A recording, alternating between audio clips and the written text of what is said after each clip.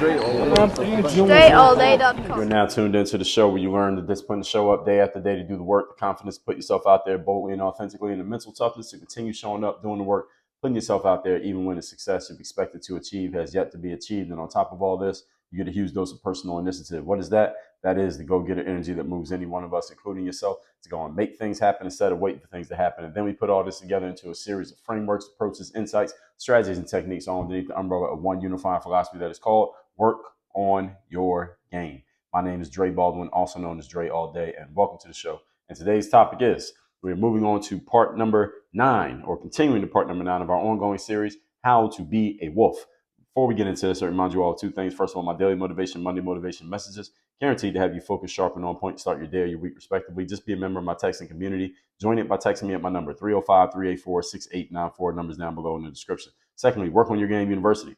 You want to have me as your direct coach. You know it's time for you to get off of your behind and start doing what needs to be done in your life and in your business. And you want to get it all done at the same time in the same place with the right help. That's where you go to workonyourgameuniversity.com. Learn more about our program, what you get access to, and how you're going to get direct access to having me as your direct coach. Workonyourgameuniversity.com. All that out the way, let's pick it up where we left off with point number 25 of our 10-part series. This is part number 9. So we got this one and the next one will be the end of this series, not the end of the show, but the end of the series. Point number 25, learn from your losses.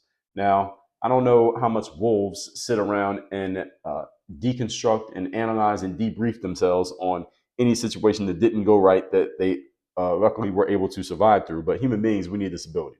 See, a loss for a wolf might be losing a young cub. Maybe one of their young puppies dies, or they had a chance to get a kill, but they missed out on the kill, or a fellow predator stole one of their kills from them, or they tried to steal a kill and they weren't able to do so. Again, life or death outcomes often for wolves. Maybe they die, so they don't get to learn from it. And even if they do survive, again, wolves don't have the ability to reason and think and be logical like human beings do. For you, although it is often not life or death, you should learn from everything that is happening around you, especially the stuff that is less than ideal, and even the stuff that works out for you. Because when something works out for you, you want to know why it worked out, not just because you're a good person or you got lucky or whatever the situation is, because that you can't replicate. You want to know why something worked out down to the details that you can replicate, such that you can set up your next situation and subsequent situations so that you can recreate those same circumstances and make that same positive outcome happen over and over again. And maybe even, how can I make the same one happen even faster or sooner than the amount of time it took the last one to happen? So the last one took me 30 days to make it happen. How can I make the next one happen in 15 days or 10 days? Or how can I make the same thing happen every day? If you know the elements that allow the situation to occur, then maybe you can get closer to recreating that type of outcome. So human beings, with our ability to rationalize and tell ourselves stories and be really logical and debrief and deconstruct circumstances, we should be learning from every situation, successful or unsuccessful, as to why it happened so that we can recreate the good stuff and we can stay away from the unwanted stuff. So everything that's happening around us, we should be learning from. Human beings, we tend to go in reflective mode only, however, when things don't work out. When things aren't working, we tend to look really hard and get into the details of why things aren't working out, if that. Not all humans even do that. Some humans, when things aren't working out, we tend to kind of bury our heads in the sand and hope that it eventually ends. And one thing I do know about humans that is much more universal, even though when things aren't working out, people tend to do different things. But when things are working out, many human beings tend to get complacent, take our feet off the gas, and we tend to not deconstruct and find out, why did that one happen? Why did that one happen? How do I do more of this so I can get that same thing to happen over and over and over again? Again, you should do this on both sides of the equation by just asking yourself, how do I debrief this? All right, let's look at what happened. How did this come to be? What steps did I take that made this happen? How can I take more of those steps to have these same things happen, maybe in this same place or with this same element or using these same tools or with these same people, so I can get that same outcome that I want? How can I make that happen again to the point that I can make it happen on call? I don't want it to be lucky. I want it to happen because I prepared myself to make it happen. And again, the good thing about being a professional as a human is that you're always prepared. That's the hallmark of a professional, is the preparation. The preparation happens because we're doing our homework, and we're doing our homework because we're asking ourselves the right question. I'm giving you the right question right here, which is learning from every situation. I called this learning from your losses, but I'm explaining to you how you can learn from your victories as well. So you need to find out, anytime things are working, you need to be reflective. And when things are not working, guess what? You need to be reflective. And you want to deconstruct how and why things happened the way that they did so you can do more of the stuff that works. Also, so you can be more objective about your setbacks and failures so that you can find out why they are happening and position yourselves to not have them happen again, or to put yourself in a position to persist in the present. All right, because maybe you're just a few steps away or a few breaks away or a few degrees away from getting the outcome that you want. But if you bury your head in the sand or you never look around at what's actually happening and get into the details of what's happening, you may think that you're making progress when you're not, or you may know you're not making progress, but you're not doing anything to change the situation. Don't do that. Look at everything, figure out why it happened and how it happened so that you can keep the parts that work, keep the meat, spit out the bones, as we said. Point number 26. Today's topic, once again, is how to be a wolf. Number 26, command respect. Now, I discussed commanding versus demanding in episode number 2157. They are not the same thing. Demanding is about telling someone that they have to do something under the threat of consequences, whereas commanding is carrying yourself in such a way that people do things to and for you because you bring it out of them. In other words, they want to do it. When you're demanding respect, that means you're forcing someone to respect you under the threat of a consequence that they don't. Commanding respect means you're carrying yourself in such a way that people want to respect you and they just do on their own volition, not because you're walking up to them with your chest out and pointing your finger in their face and telling them that they have to. Those are two completely different energies. So wolves command respect. I'm talking about the animal, the wolf. They command respect by their opponents knowing what the wolf is capable of. So wolves don't talk like human beings, and they don't go and reference the dictionary as I do. They just carry themselves in a certain way that all the other animals get the point. Humans command respect by the same token, although you also do it through your energy, your presence, your consistency, your reputation, the way you show up, and the way you carry yourself and the way you deal with others. That causes people to respect you just because of just your overall being. All of these lead to us commanding respect from those with whom we engage. So the simple question you can ask yourself about commanding respect is, how are you showing up? You want to know if you are commanding respect. Most of us don't go around demanding respect of other people. If you want to know if you're commanding respect, just ask yourself, how are you showing up? Look at yourself in the mirror.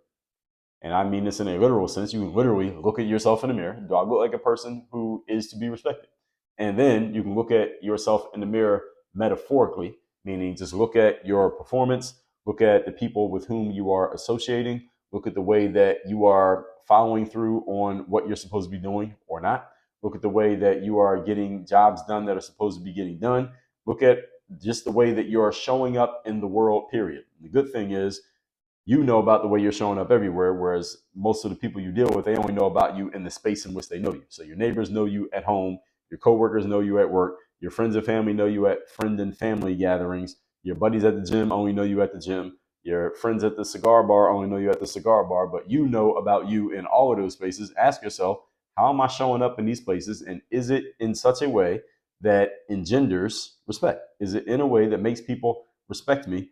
And if I want people to respect me even more, what are some changes that I can make, some adjustments that I can make? What are some things that I'm already doing that I can amplify?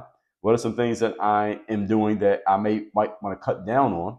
What are some things that I'm not doing that I might want to add on? And what are some things that I am not doing that I should maybe, what are some things that I am doing rather that I might want to get rid of? So look at these things and ask yourself, is this lending to or taking away from the respect that I am commanding or not getting from the people with whom I'm associating? And again, all of this, folks, when it comes to commanding respect, excuse me, because it's not about what you directly say out of your mouth. All of this is based on the way that you're showing up. This is all based on your energy. So how we talk about the be, do, have principle, this is all in the being part. The being leads to the doing and leads to the having. Because yes, it is true that certain things that you do and have cause people to respect you more or less. All right, so if everyone in your neighborhood drives a $50,000 car and you show up in a $200,000 car, is that going to cause some people to respect you more just because you have that car without them even knowing how you got it or what you do to keep it? Yes, that will cause some people to respect you just because they respect people who have a certain type of car. That's just the way that they think. Now, the fact that you have that car is based on something that you did, and what you did is based on who you are as a person. So it still comes back to the being part. So that's the biggest point that I want you to get out of this. And if you listen to the show consistently, you hear me talk about this: the being, the energy, the aura, the way you carry yourself, more important than the things you do, and more important than the things you have, because those things can't exist without who you are as a person. So if you want to command more respect, the changes that you make are all internal. You can do them right there from where you're sitting or standing right now. You need not any specific tools. You don't need any type of technology. You don't need any kind of weaponry or access to anything, but you need access to the work on your game materials, which you are getting right here. I'm talking to you about it right now. Even better, going to Work on Your Game University. But these are all things that you can do yourself. This is not a tangible thing. This is not like something that you have to hold in your hand in order to do it. These are things you can get help with doing, but there's no special tools that are needed to do this. Commanding respect is all about energy. It's all about how you show up. It's all about how other people are receiving your presence. Got it? A wolf does not speak. A wolf does not have a computer, and wolves don't drive cars. But if a wolf walked into the room in which you are in right now, you would immediately respect the wolf because you know what the wolf is capable of, right? And you don't want to piss off that wolf, right? Right. Point number 27.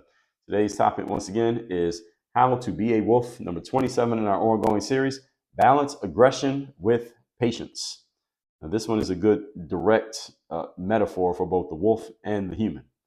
A wild animal predator, such as a wolf, needs to know when to be aggressive and go after a kill, because, again, it's eat what you kill for a wild animal. And if they don't kill anything, they die. And they also need to know when they might want to wait for a better opportunity. Right? Maybe this deer that they're thinking about attacking might be a little bit too young, a little bit too young and healthy, and those antlers are a little bit too big. I might not want to go after this deer because if it kicks me, a nice kick from a deer to the sternum of a wolf might kill the wolf, even though the wolf is trying to kill the deer. So the wolf has to make a judgment call. Does it make sense to be aggressive here, or does it make sense to lay back and wait for a better opportunity? And maybe I just need to get closer to the deer before I make myself known and start chasing it down, because the deer is faster than me. But if I'm close enough, then I can still cut the deer off. See, the wolf has to make all these calculations unconsciously before it decides what to do. But the wolf does have to make a decision. Am I going to lay back, or am I going to do something? But it must make a decision. It can't just sit there and say, oh, let me think about it for a day or a week or a month, or I'll make my decision Thursday and today is Monday. A wolf does not have that type of luxury. You human beings, you have the luxury to do this bullshit. Okay, I got the opportunity to do something now, or I could lay back and wait. But you know what? I'm going to wait 3 days to make the decision if I'm going to do something or if I'm not going to do something. See, human beings can do that. Wolves can't do that. A wild animal, whether predator or prey, does not have that luxury of time, delay, and indecision, because it will lose its life in that process of indecision. You don't lose your life, but you've probably heard, if you listen to this whole series, you heard me mention many times in this series that you don't have the guillotine hanging over your head of dying if you take too long to make a choice. But wild animals do, and this whole mini series is about being more like a wild animal. There are ways in life in which it's better off to be a human than a wild animal, such as your ability to actually talk and understand the language of another person and be able to communicate and get things done through language and communication using your brain rather than using your body. Those are ways that it's better off to be a human. However, there are other ways in which it's better off to be more of the animal, which is make a damn decision, because you don't have time to sit and think about it for a week or 3 days or a month like human beings do all the time, and give yourself a sense of urgency.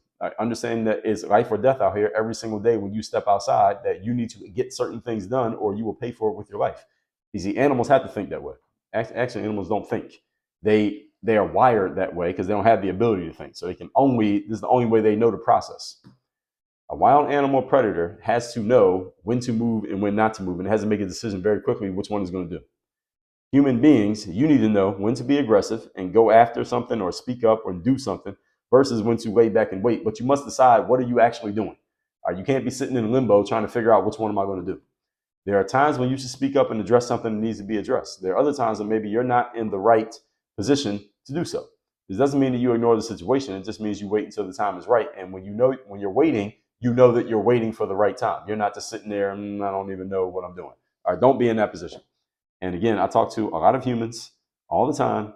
Many humans, biggest challenge is indecision, slowness, adding time to situations. And when it is time to do something, they are very slow to get urgent about doing things. They're not urgent in their actions. And again, this applies to all humans, young, old, male, female, entrepreneurs, professionals, students, athletes, everybody in between. The general biggest challenges people have: too slow, too indecisive, and when they finally do get to moving, they move without a sense of urgency. All right, so any of you want to know the biggest common problems I see in humans? Those are the three. And again, everything that I'm saying here, predators, they had to make this decision immediately because, again, they die if they don't kill stuff. Watch National Geographic. You'll see that sometimes the predators will wait to get into a better position before they go into a full sprint after their prey. Because often, not always, but often, the prey is faster than the predator. They evolved to be faster than the predator because if the lions were faster than all the gazelles, then there wouldn't be any gazelles. The lions would just catch them all and kill them all, and they'd be all over. The gazelles would be wiped off the face of the earth. But the reason that the gazelles have evolved, meaning the ones who survived, are all so fast, is because they got to be fast enough to run away from the lions. Because if they're not, you get killed. All right, you watch National Geographic, don't you? All right, you watch YouTube. Okay, go look up lion and gazelle. Now, the only gazelles that get away are the ones that are really fast. The slow ones, they become lunch. Okay, and it's the same thing with you. All right, you need to utilize this same principle the same way translated to the human world. Let's recap today's class, which is part 9 of our ongoing series on how to be a wolf. Number 9, learn from your losses. And this also learn from your failures. Things that work, things that don't work, deconstruct and figure out why they happen so you can recreate the good stuff and stay away from the bad stuff. Number 26, command respect.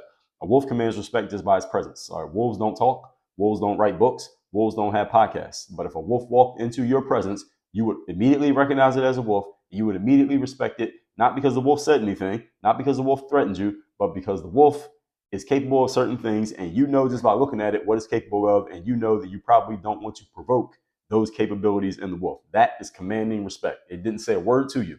You want to carry yourself in such a way that other people respect you based on your presence, the same way you respect the presence of that wolf.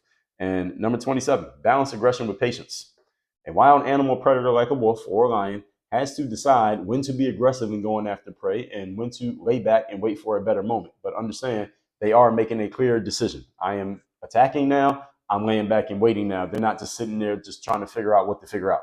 Human beings, you have the luxury of doing this. I suggest you stop taking that luxury. Many of you take that luxury to an extreme, and your life is going away. Your life is wasting away moment by moment, day by day, while you are sitting there in limbo trying to figure out what to do. Remember, of the 31 major causes of failure, indecision is at the top of the list. People are just slow to make decisions, slow to act, and when they finally do something, they have no urgency in doing it. Those are the 3 biggest challenges I see happen in human beings of all walks of life, from any industry, from any area, from any background, regardless of where they're trying to go. Those are 3 biggest problems. Make sure none of those apply to you. Tomorrow will be in part number 10 of this. We'll be concluding series on how to be a wolf. Make sure you go to workonyourgameuniversity.com so that you can get me as your direct coach, and we can address those 3 issues. You can stop being indecisive and be clear because you have clarity on what you're doing and where you're going. You can stop being slow to action because you know exactly what to do, so you're not stuck there in analysis paralysis. And you can act with confidence and boldness because you know exactly what needs to be done and how to do it because you have me helping you along the way. That's workonyourgameuniversity.com. Work on your game. Dre, all